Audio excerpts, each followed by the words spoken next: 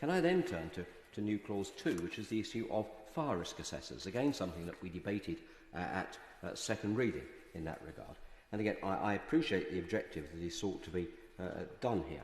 I believe all of us would want to make sure that the necessary assessments, and that includes completion of the external wall survey forms, the EWS1 forms, which more again in a moment, are done to the highest quality and by reputable people.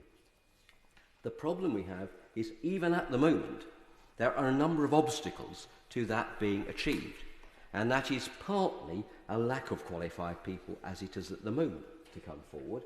And also, again, a lack of cohesion in the process, which means that a number of other players who need to be on side for the EWS system to work are actually not fully taken on board.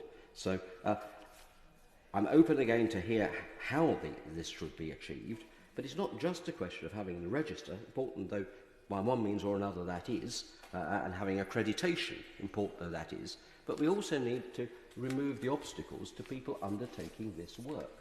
And that's where the Minister won't be surprised to know, because again I've raised it with him and colleagues, I rely upon the compelling evidence supplied by a firm of consultants, Frankham consultants, who are based in my right honourable friend's constituency, but whose managing director is a constituent of mine, and with whom I've discussed this matter on a number of occasions. This is a significant firm who carry out work both in the private and publicly rented sectors, as well as in the non-domestic sector.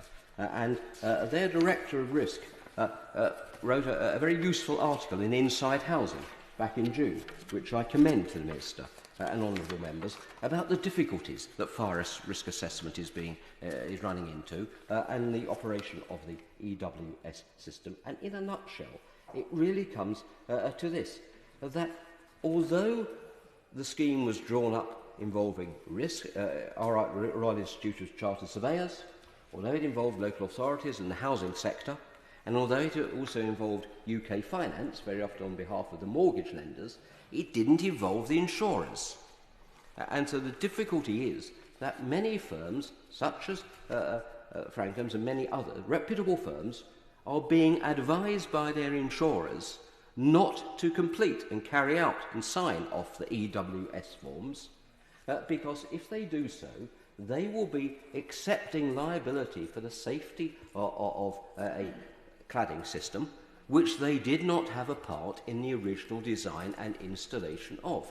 In other words, they're being asked to take a responsibility for what was ultimately somebody else's work. And hopefully, of course, one finds if there is a defect and reports on it and action is taken. But there's always the possibility that there may be a defect and a problem comes along. So in effect, their insurers are advising them in these terms. We're aware that the market does not look favourably upon insureds signing documents of this kind. Indeed, having had some preliminary discussions with underwriters, they specifically mentioned those documents as being of concern to insurers across the market. The pitfalls of those signing them include the fact that you will be providing professional advice on the fire safety of a building where you are not necessarily involved in the original design. Additionally, the language on the declaration is clear in attempting to shift directly onto the party conducting the review. Well, was that the intention of itself? Probably right to expect them to do their job properly, but here's the rub.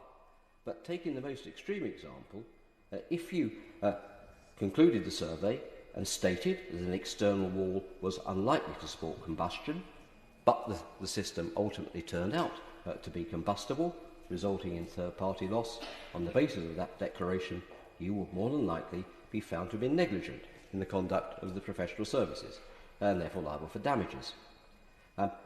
The advice, therefore, is to continue to resist signing forms such as these. And that's made them more difficult because I think it was observed in an intervention by one of the honourable members.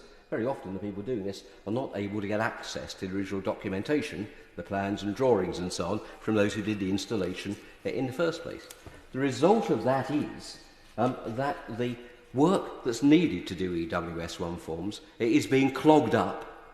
The number of accredited and reliable surveyors who are in a position safely to undertake this work and commercially able to undertake this work without exposing themselves to an impossible risk is limited.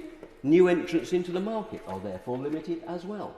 And that really needs ministers to get the insurers in round the table on this and bang heads together. Because we all had the same objective in this, but because not all of the parties have been sufficiently brought together and their objectives aligned, and we don't have an overarching, if you like, forum to deal with this, we are not yet resolving this standoff between professional fire risk assessors who want to do their job and insurers who are having to warn them of, at the moment, legal risks, unless there is a means whereby we can get an agreed form of declaration and wording which all people will understand and is acceptable. So I do hope that the Minister will take this away, because it's a really pressing matter if we're going to make the EWS1 system, which is in theory a good system, work properly.